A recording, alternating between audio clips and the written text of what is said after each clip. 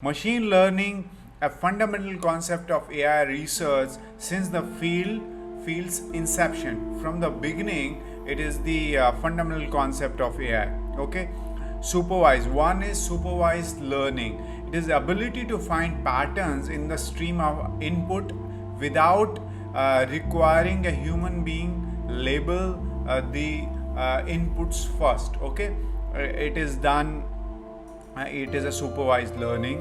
Then we have unsupervised, that is unsupervised learning, and this is supervised learning where it includes both classification and numerical regression, which requires a human to label the input data first. Okay, so what is the difference here?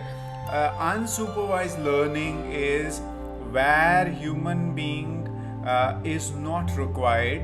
Okay, is not required for the input labels and all for the data, but in supervised, the word suggests is supervised, where you need a supervisor and human being is required to label the input data first. Okay,